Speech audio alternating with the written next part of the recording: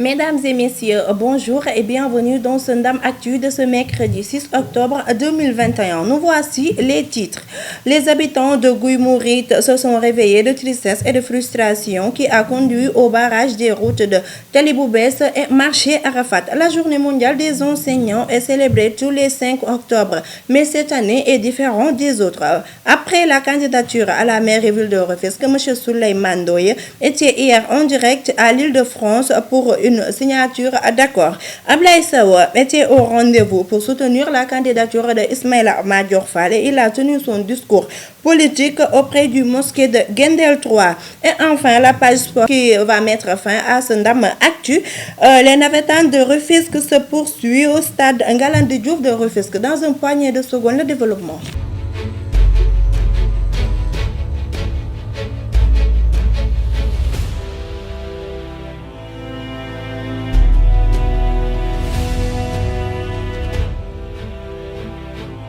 À cause des routes impraticables, la ligne Tata 57 et les taxis clando ont suspendu leurs activités. À Talibou Bès est dégradée. La route allant vers le marché est barrée par les habitants car ces derniers se sentent frustrés et déçus par les autorités rufisquois, plus précisément ceux qui habitent à Guy Mouride. En effet, le maire de la commune de Rufisque, en l'occurrence M. Albin Ndoye, juge nécessaire de signer des marchés avec l'État plutôt que d'aider sa population, néanmoins que sa mairie se trouve là-bas.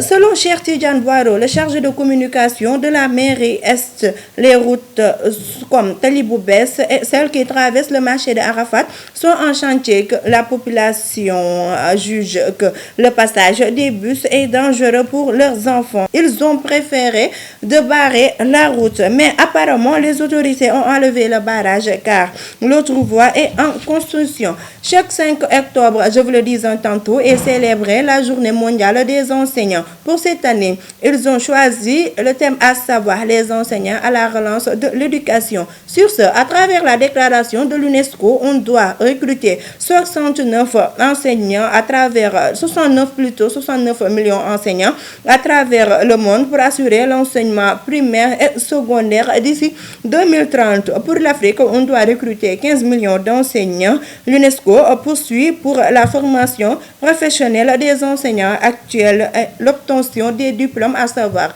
le BFM et le baccalauréat. Monsieur Diallo, directeur de l'école primaire Matar Seck, s'est confié. Bon, maintenant, pour ce qui est du thème, les enseignants à la relance de l'éducation, je pense que les enseignants de tout temps ont été au début à la fin de l'éducation. N'est-ce pas? Parce que l'enseignant est un élément moteur dans le système éducatif. Donc, actuellement, pour être enseignant, il faut avoir au moins le baccalauréat. Souleymane Ndoye était en France pour une signature d'accord de coopération du conseil départemental et régional à l'Île-de-France. À travers ses propos, le futur maire de Rufisque a parlé d'un Rufisque émergent qui est une initiative du président de la République, M. Macky Sall. Selon Souleymane Ndoye, il pense que le département de Rufisque, c'est le Sénégal en miniature, par le biais de la TIA qui est en partenariat avec les entreprises françaises.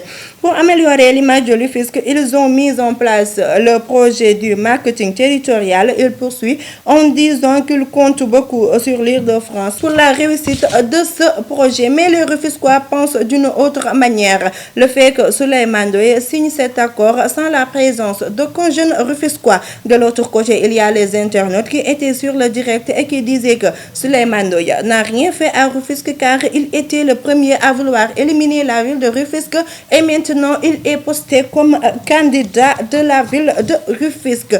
Pour les élections locales 2022 à Rufisque, les candidats se multiplient de jour en jour car chacun va voir son tour chez le coiffeur. Ablaye Sow, un Rufisquois digne de ce nom, décide de soutenir Ismaïla Madior Fall pour la ville. À travers son soutien, les Rufisquois pensent que Madior Fall n'est pas laissé en rade par les autorités et les Rufisquois. Selon Ablaye Sow, Ismaïla Madior Fall est le plus apte à réparer la ville. Il s'est confié au micro d'El Hadji Diédhiou.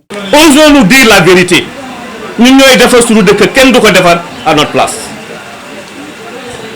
Donc il faut que ce discours-là, parce qu'on s'engage pour que c'est un dërëm duñ ko lekk boo xam ne ci mairie bi la nekk ñu delloo leen ko mais yéen il faut ngeen ànd ci li ñuy defar